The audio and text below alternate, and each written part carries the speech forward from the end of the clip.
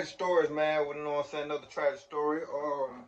Brandon Lee, aka Bruce Lee's son. You know what I'm saying? I never knew the full story behind it. You know what I'm saying? So, you know what I'm saying? Good that somebody got it on here, especially tragic stories. You know, somebody we already familiar with. That being said, make sure y'all give me your thumbs up, like, share, and subscribe. Make sure y'all check out my previous videos, bro. Make sure y'all go comment about y'all opinion on the particular video that y'all watching. Let's go ahead and get into this video, though. Imagine following in the footsteps of a legend, only to meet a tragic fate. Brandon Lee, son of the iconic Bruce Lee, was destined for greatness. With a legacy of martial arts skills and charisma, he confidently entered Hollywood to claim his own spotlight. But Brandon was entangled in a web of fate that no script could have ever written. On the set of The Crow, the line between fiction and reality... I love The Crow. Even I love the new Crow. Not gonna lie, I love the new Crow. Blurred. Amidst the definitely a banger. Lights, cameras, and action, an inexplicable accident occurred, and in an instant, Brandon Lee was gone. The stage lights dimmed, and a promising career was cut short. Join us as we unravel the extraordinary journey of Brandon Lee, from his childhood influences to his rise as an action star, and the fateful events that forever changed the trajectory of his career. Born on February 1st, 1965 in Oakland, California, USA, Brandon Lee entered the world as the son of two remarkable individuals. His father, the renowned martial arts expert and film actor Bruce Lee, and his mother, Linda Emery, a dedicated teacher. The bond between Brandon Lee and his legendary father, Bruce Lee, transcended the typical parent-child relationship, grounded in love, heritage, and a shared passion for martial arts and performing arts. This profound connection united two extraordinary individuals in a way that went beyond blood ties. From an early age, Brandon was immersed in the world of martial arts and cinema, two realms that defined Bruce Lee's legacy. Observing Bruce's dedication to martial arts, his commitment to pushing boundaries, and his unwavering pursuit of excellence, Brandon internalized not only the techniques but also the... I ain't gonna lie, I used to watch a lot of Bruce Lee movies when I was a kid. That would make me want to take Taekwondo. Very essence. Not gonna lie to y'all, bro. Father's actions. This foundation planted in him a deep respect for the principles, creativity, and beliefs that formed the core of Bruce's martial arts philosophy.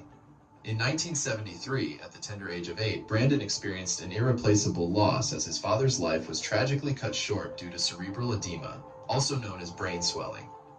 This heartbreaking event occurred just a few months after the release of the iconic Enter the Dragon, a film that catapulted Bruce Lee into global stardom. At the time, Bruce Lee was only 32 years old.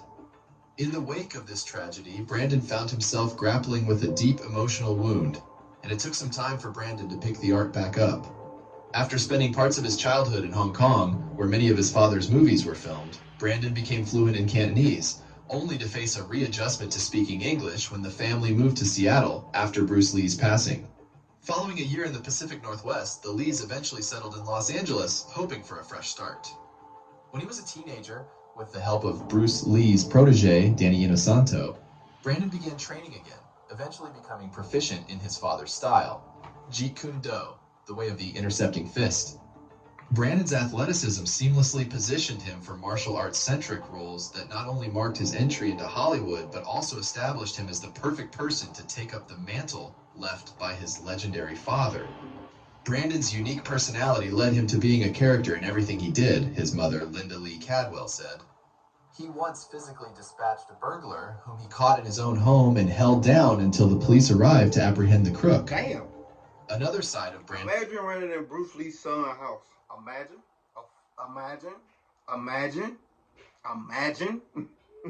emerged when he... Imagine your luck, buddy.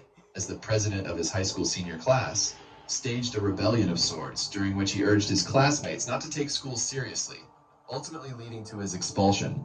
But his charm wasn't just reserved for daring feats. It also played a role in captivating a pretty girl he met at a production company in 1990. Her name was Eliza Hutton, and their enchanting encounter led to their first kiss during the company's festive Christmas party, and eventually blossomed into a heartwarming love story that would ultimately lead Brandon to ask for her hand in marriage. In 1986, Brandon marked his debut in the acting world with his first role in Kung Fu, the movie.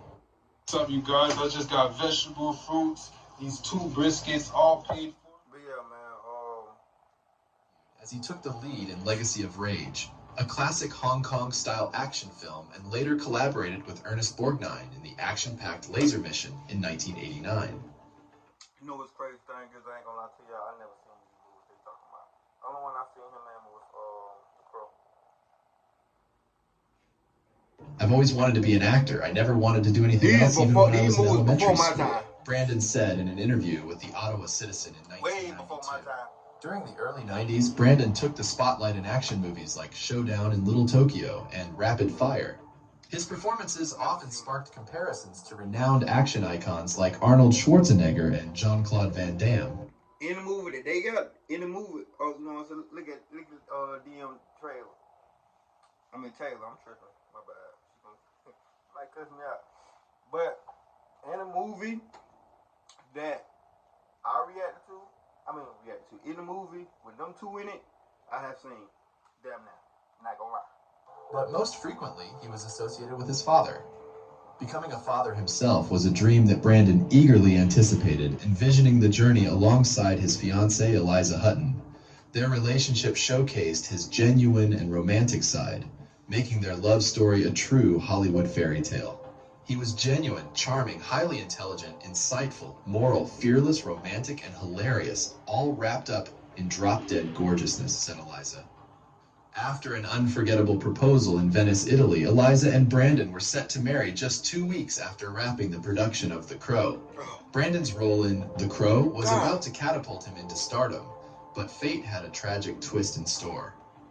In The Crow, a noir supernatural thriller adapted from James O'Barr's graphic novel, Brandon portrayed Eric Draven, a rock and roll guitarist summoned by a mysterious crow to rise from the grave and seek vengeance for the murder of Draven and his fiancée Shelley on the eve of their Halloween wedding.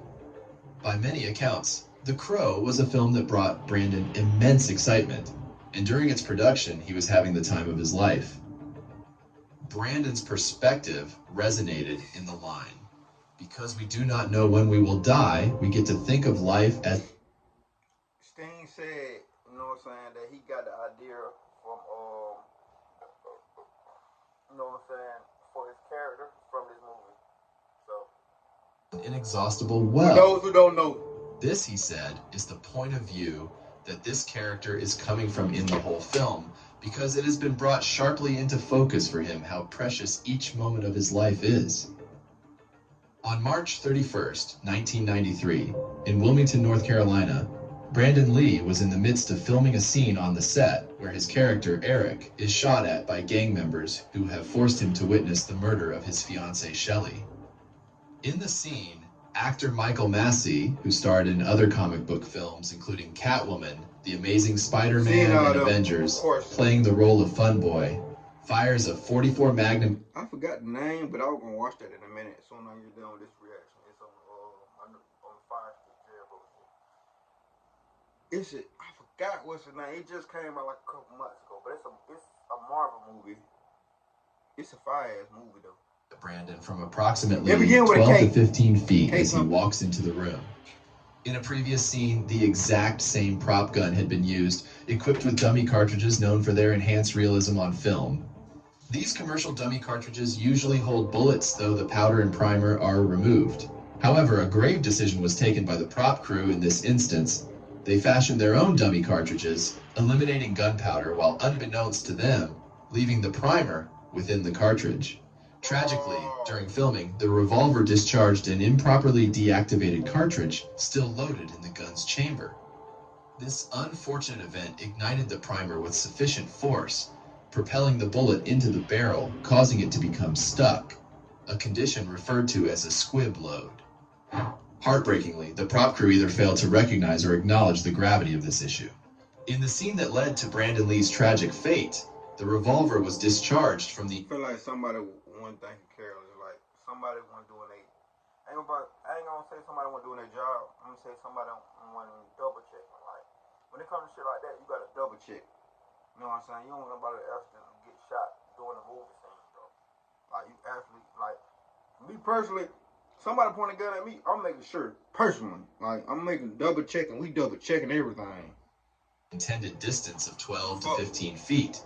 However, The dummy cartridges had been swapped for blank rounds. These blanks contained live powder and primer, but no bullet.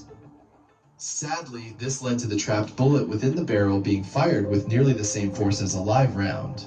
The impact struck Brandon in the abdomen, causing him to fall forward instead of backwards, as was stated in the script. Initially, the on-set crew believed he was still acting, but the magnitude of the accident soon became Oh, wow. Here is how to be a video gamer forever in less than 60 seconds. Get your ugly ass on. Brandon was swiftly brought to a hospital where he underwent hours of surgery. Tragically, he was pronounced dead on March 31st, 1993, at the age of 28. The night before he died, Brandon called his mother. He was so happy that that night would be the last of the scenes that involved weapons, his mother said. He was so looking forward to his next project, which was to be a film that did not include any martial arts. I felt so happy for him that he had reached his goal of being signed as a serious dramatic actor. Deep within their hearts, both the Lee family and his fiancée knew that Brandon would have wanted the movie to be completed and released, knowing how proud he was of his work and his excitement for the opportunity. Looking back, his sister says it would have seemed really unfair for him not to get to share that with the world. Brandon's remaining scenes were They did a fucking excellent job. Excellent job. filmed using his stunt double, Chad Stahelski, who went on to direct the John Wick movies. Upon its eventual release in 1994, The Crow soared to remarkable heights, grossing over $94 million worldwide at the box office. Brandon's passing was officially deemed an accident resulting from negligence. Meanwhile, Massey, deeply affected by the tragic event, distanced himself from acting for a full year, and until his own passing in 2016, cited that he could never bring himself to watch The Crow. Though Massey didn't face criminal charges, it's noteworthy that Brandon's mother pursued legal action and successfully sued the filmmakers for an undisclosed sum. The incident that led to Brandon's death spurred the need for better protocols when using prop guns on set. However, decades later, on October 21st, 2021, a similar incident occurred when actor and producer Alec Baldwin fired a live round from a .45 Colt at Helena Hutchins while filming for the movie Rust. Baldwin affirming that his intention was I think I've seen Rust before. I think I've seen that one before. not to fire at Hutchins, pursued legal action against the parties responsible for managing and providing the prop firearm. This legal process concluded with a settlement reached in a wrongful death lawsuit initiated by Hutchins' husband, Matthew Hutchins. Following her brother's death, martial artist Shannon Lee stated that mandatory gun safety training should be required for actors. It shouldn't happen again, Lee continued. My brother's fearlessness and his sense of adventure and freedom, his inherent artistry and creativity, and his desire for learning and growth all came from the time that he spent with my father. My father was my brother's hero, and now they're together again. Brandon's legacy, preserved through his films and his impact on those who knew him, remains a beacon of inspiration. He was more than just an actor. He was a son, a fiancé, a dreamer, and a symbol of unfulfilled potential. From his early days shaped by his father's legacy and the allure of martial arts and cinema, to his rise in Hollywood and the dreams he had for the future, Brandon embodied a unique blend of talent and charisma.